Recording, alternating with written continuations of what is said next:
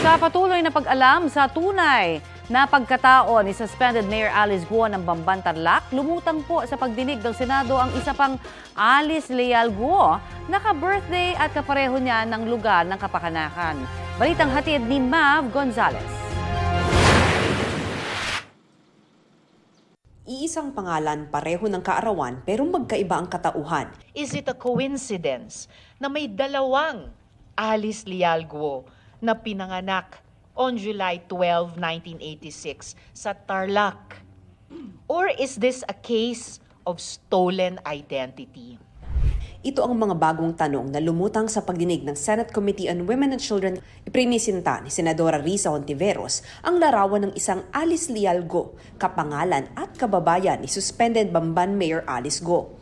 Ang NBI clearance ng nagngangalang Alice Leal Guo in-apply raw noong November 3, 2005, ilang araw lang bago i-file ang delayed registration of birth ni Mayor Guo sa Tarlac City noong November 22, 2005.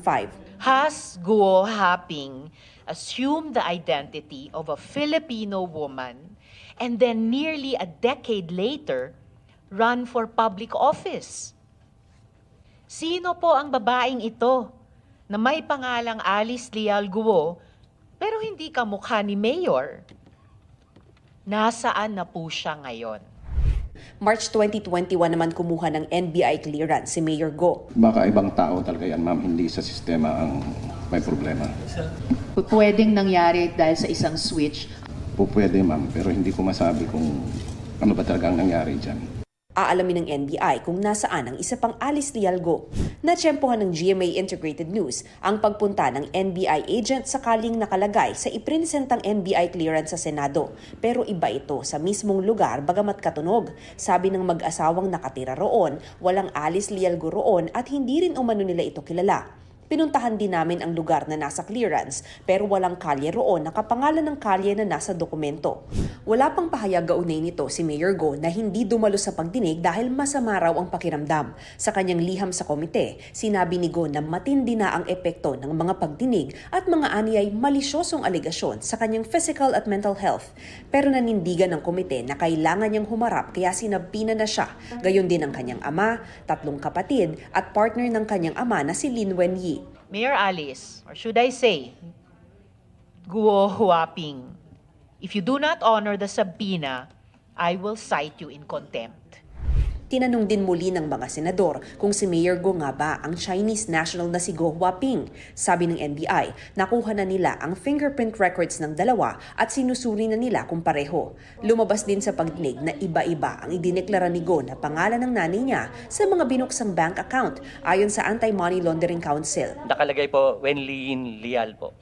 Nung binuksan niya yung account niya, voluntarily, sinulat niya na ang kanyang mother's maiden name is Wen Yilin. May Leal lang. No? Opo.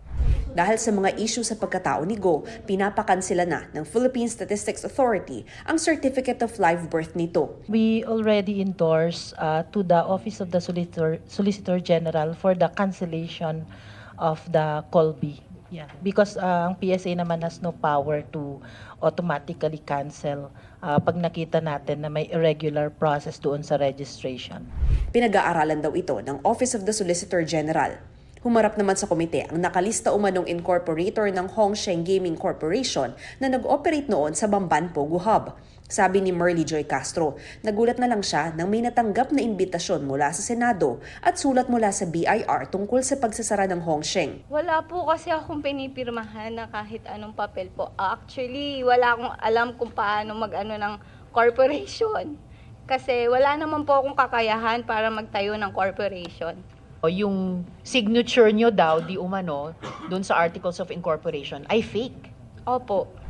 Kaya nasita ang PAGCOR. Paano nakalsot ito sa kanila? Addresses po ng mga incorporators are being checked one by one because in the previous probity check po na ginagawa, it only includes the documentations, the documents of the corporation as well as the cases. Ayon kay Hontiveros, may ebidensya na ng koneksyon ng Pogo Hub sa bansa. Si Wang Jiang, ang Chinese fugitive na kasosyo ni Go sa Bamban Pogo, incorporator din ng Pogo sa Sun Valley Clark. Ang Hongsheng Gaming Corporation naman na nasa Bamban Pogo Hub, konektado rin daw sa Lucky South 99 sa Porac, Pampanga.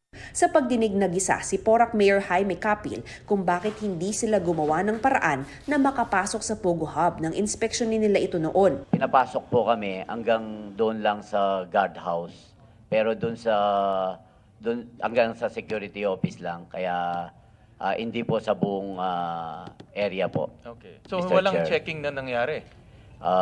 Kung nasa labas lang kayo, tinignan lang natin yung facade, in reality, walang checking na nangyari.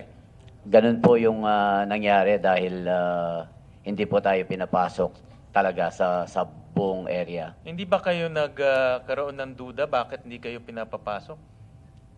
Akala po namin nangyayari talaga na that's a private property. Inihahanda na ng Presidential Anti-Organized Crime Commission o PAOC ang mga kasong isasampa sa Porac Pogo Hub. May 14 na persons of interest daw sila at 3 rito ang tinutugis pa. This is the only first time that members of the Commission of the Secretariat are getting death threats that are nerve-wracking and chilling, because these are not ordinary money launderers, Madam Chair, Your Honor. These are honest-to-goodness transnational criminals with records dating back to decades in China, Hong Kong, and Macau. Mav Gonzalez, nagbabalita para sa GMA Integrated News. Kapuso, para sa mga maiinit na balita, mag-subscribe sa GMA Integrated News sa YouTube. Sa mga kapuso naman abroad, subaybayan nyo kami sa GMA Pinoy TV at sa www.gmanews.tv.